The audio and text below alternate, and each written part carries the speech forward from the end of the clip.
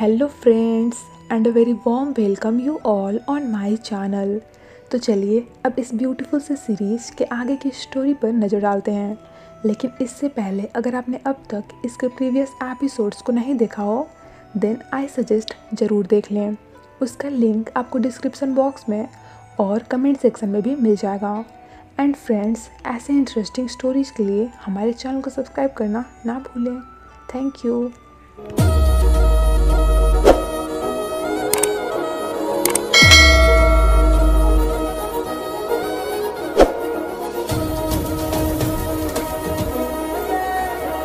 इस एपिसोड की शुरुआत में चीफ की बेटी रैंग स्कूल के बाहर कुछ लोगों के साथ आकर प्रोटेस्ट करने लग जाती है। उसका कहना था कि स्कूल बंद करो, यहाँ पर सारे बच्चे सबसे ज़्यादा अनसेफ हैं। अभी कितने ही दिन हो ही रहे हैं। टाइगर किंग ने स्कूल से एक टीचर को खींचकर ले जाकर जंगल में मार दिया। प्रिंसिपल कहते हैं और कितनी बार बोलना पड़ेगा कि टाइगर किंग कभी भी किसी निर्दोष को हार्म नहीं करता है। टीचर फ़ोन को मारने वाला कोई इंसान है, ना कि एक टाइगर। के बावजूद रैंग तो अपनी ही जिद पर अड़ी थी। लाइक वो एक जानवर है, कुछ भी कर सकता है, किसी को भी मार सकता है। प्रिंसिपल बहुत ट्राई करते हैं, टाइगर किंग के फेवर में उनका स्टेटमेंट भी देते रहते हैं, पर रैंग उनकी एक कहाँ सुनने वाली थी।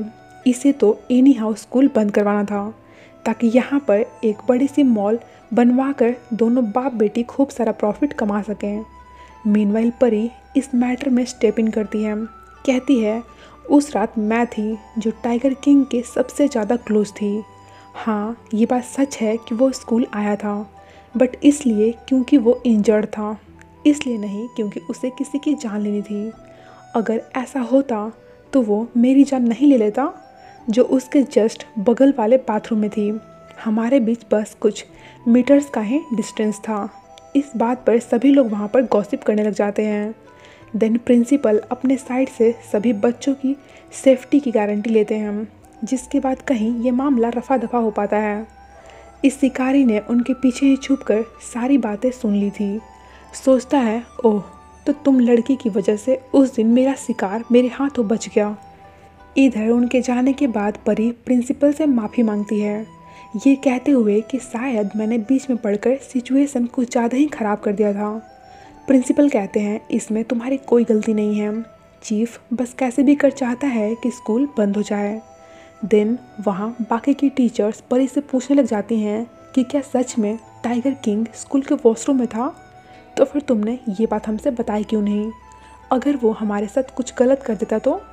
जिस पर प्रिंसिपल कहते हैं कि नहीं, वो किसी के साथ कुछ गलत नहीं करेगा। तुम लोग एक बात अपने दिमाग में बैठा लो कि टाइगर किंग कभी भी किसी निर्दोष को हार्म नहीं करता है। वो सिर्फ उन्हीं लोगों को मारता है जो जंगली जानवर हो या फिर किसी दूसरे के साथ कोई गलती कर रहे हो। परी कहती है शायद आप लोगों को सुनने में थोड़ा अजीब लगे, बट उस दिन टाइगर के साथ मुझे कुछ कनेक्शन सा फील हो रहा था।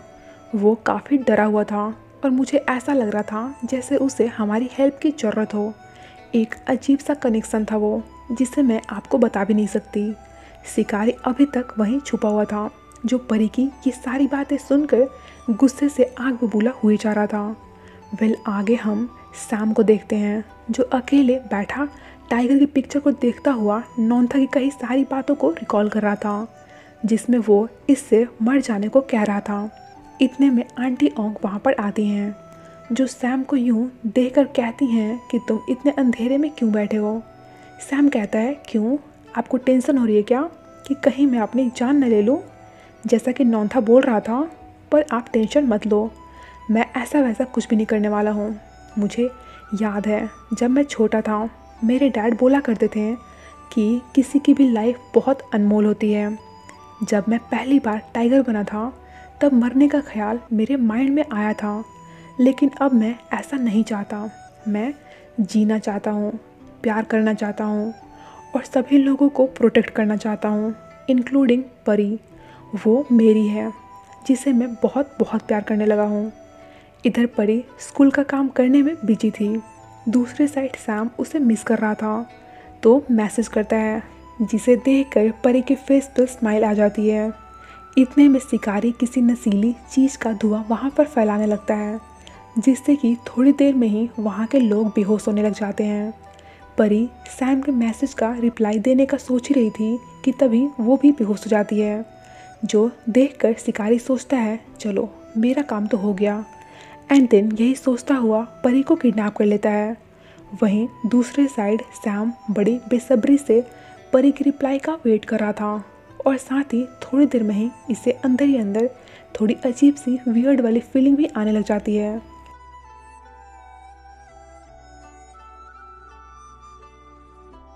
इसके बाद जब इन बेहोश पड़े टीचर्स की बारी बारी कर नींद खुलती है तो दोनों को ही थोड़ा अजीब लगता है, लाइक हम दोनों यूँ ऐसे यहाँ पर कैसे सो सकते हैं।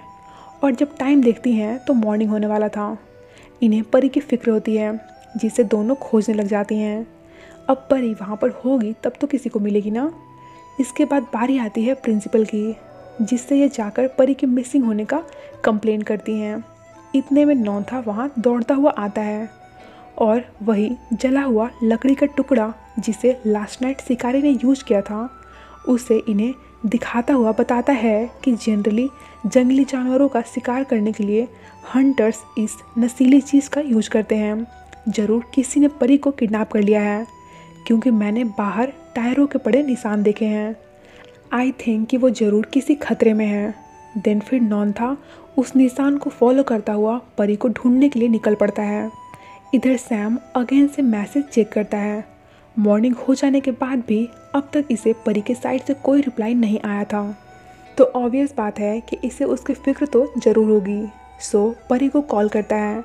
देन उसे लास्ट नाइट से परी के मिसिंग होने का पता लगता है। ये जानते ही सैम अपने घर से ऐसे गायब होता है जैसे वो कोई हवा का झोंका हो। इनफैक्ट कि आंटी ओंग तक उसे नहीं देख पाती। और फिर वहाँ से सीधे वो स्कूल आता है, जहाँ फिर उस चीज़ को स्मेल करने के बाद शिकारी के सेंट को वो फील कर लेता है। कहता है ये उसी शिकारी का काम है जिसके साथ मेरी भिड़ंत हुई थी। एंड ये कहकर यहाँ से भी हवा की रफ्तार में परी को ढूंढने के लिए निकल पड़ता है।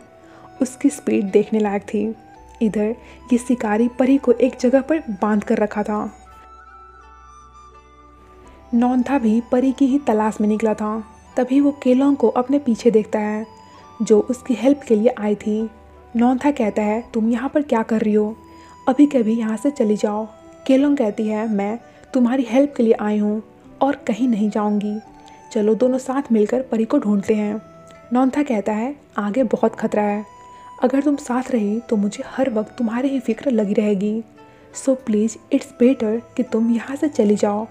केलोंग कहती है तुम्हें मेरी फिक्र करने की ज़रूरत नहीं है, मैं यहीं पर इसी जंगल में ही पली बड़ी हूँ और यहाँ का चप्पा चप्पा जानती हूँ। मैं बड़ी हो गई हूँ और अपना ख्याल खुद ही रख सकती हूँ। नौंथा फिर भी उससे जाने के लिए ही कहता रहता है, पर केलोंग कहीं जाने वाली नहीं थी। कहती है मेरे साथ आर्ग्यू करने में टाइम पास मत करो, चलो चलते हैं।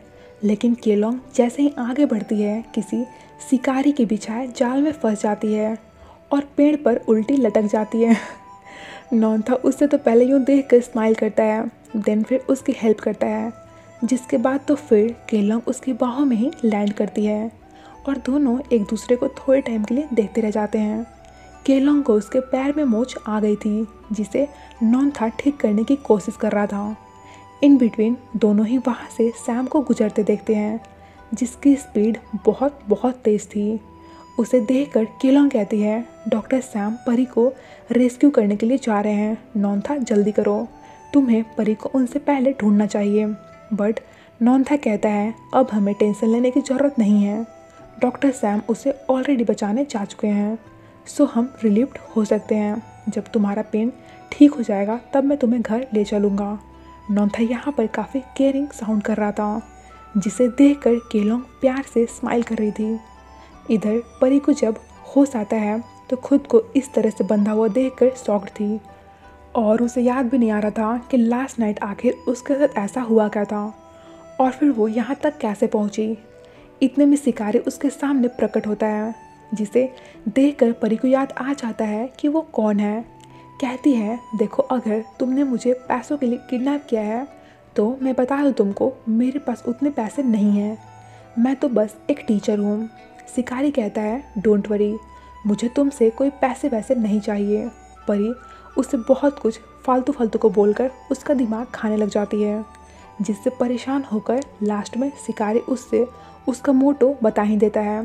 कहता है, तुमने बोला था ना कि तुम्हारे और टाइगर किंग के बीच कोई कनेक्शन है, तो मैंने तुम्हें इसीलिए किडनैप किया है कि तुम्हारी वजह से उस टाइगर किंग को पकड़कर उससे अपना हिसाब किताब चुका सकूं।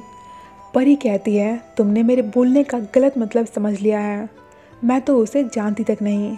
शिकारी हंसता हुआ कहता है कि जस्ट वेट एंड वॉच, देखते हैं आगे क्या होता है।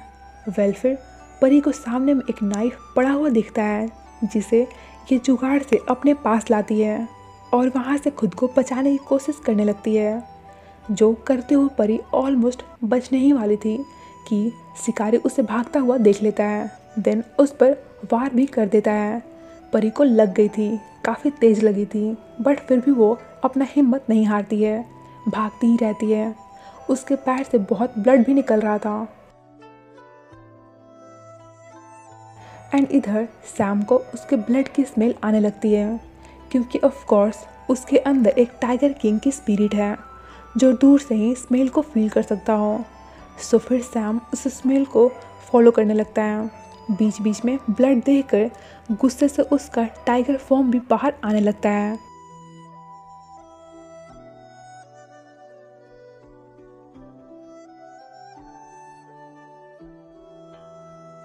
इतने में इधर ये शिकारी परी को दोबारा से पकड़ लेता है। कहता है, ऑलमोस्ट टाइम हो ही गया है, सो तुम बेफिजूल में ज़्यादा नखरे मत करो। मीनवाइल उसे ऐसा लगता है जैसे टाइगर किंग आ रहा हो, तो फिर कान लगाकर सुनने लग जाता है। देन कहता है, ये तो किसी इंसान के आने की आहट है। इसके सोचते सोचते सैम इस पर हमला बोल देता है और दोनों झगड़ने लग जाते हैं। फिर जब शिकारी उसका शकल देखता है तो पूछता है कि तुम भाई हो कौन जो मुझसे झगड़ रहे हो और मेरे रास्ते में क्यों आ रहे हो। सैम कहता है, तुमने इसे किडनैप क्यों किया। और फिर दोनों दोबारा से झगड़ने लगते हैं। झगड़ते झगड़ते दोनों काफ़ी दूर तक आ जाते हैं। इनमें बहुत सीरियस वाली फाइटिंग होने लग गई थी। तभी शिकारी एक रस्सी से सैम को बांध लेता है, जो बहुत पावरफुल थी। सैम को काफ़ी तकलीफ़ हो रहा था एंड जो बचा खुचा काम था वो शिकारी के गले में पड़ा ताबीज़ पूरी कर दे रहा था। सैम के आइज कलर भी चेंज होने लग गए थे, जिसे यूँ देखकर शिकारी बहुत शॉक्ड हो गया था। तो चलिए आज के इस एपिसोड को यहीं पर ही एंड करते हैं।